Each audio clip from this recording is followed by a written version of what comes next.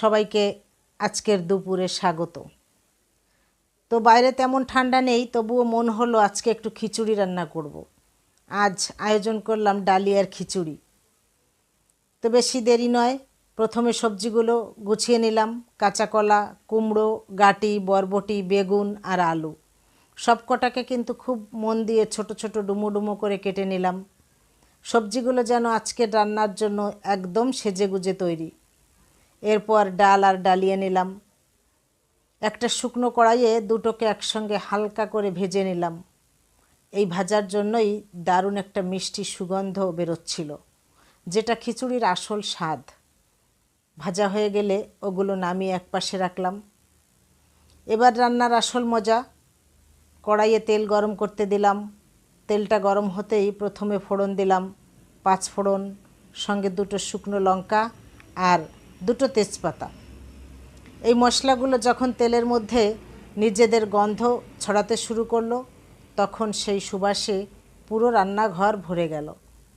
ফোড়নের গন্ধটা যখন চারিদিকে ছড়ালো, তখন আমি কেটে রাখা সবজিগুলো কড়াইয়ে ঢেলে দিলাম।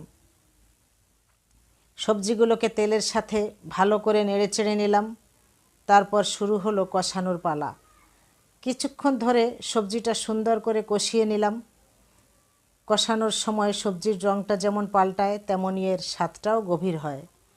তো এর মাঝে অন্যদিকে একটা হাঁড়িতে জল গরম করতে বসিয়েছিলাম।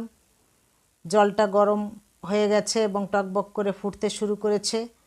তখন ধুয়ে রাখা ডাল আর ডালিয়া সেই গরম জলের মধ্যে দিলাম এবং আর একটু পরে আমি কষানো সবজিগুলো হাঁড়ির মধ্যে ঢেলে দিলাম। তো দেখতে দেখতেই বুঝলাম আমার আজকের স্পেশাল ডালিয়ার খিচুড়ি তৈরি হয়ে গেছে। এটা একদম নরম, মাখো মাখো আর সবজির সঙ্গে মিলেমিশে এক হয়ে গেছে। রান্নাটা নামানোর ঠিক আগে শেষবারের মতো একটু জাদুর ছোঁয়া দিলাম। 1 চামচ ধনে গুঁড়ো আর জিরে গুঁড়ো একসঙ্গে মিশিয়ে 1 চামচ মতো এই শুকনো মশলা মিশিয়ে দিলাম। এই ফিনিশিং চাটটা খিচুড়ির স্বাদকে একদম অন্য মাত্রায় নিয়ে যায়। মশলাটা ভালোভাবে মিশিয়ে হাঁড়ি নামিয়ে রাখলাম। তো আমার আজকের ডালিয়ার খিচুড়ি শীতের দুপুরটা সত্যি জমজমাট হবে।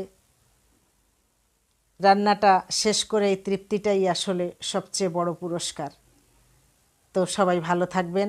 আজ এই পর্যন্ত।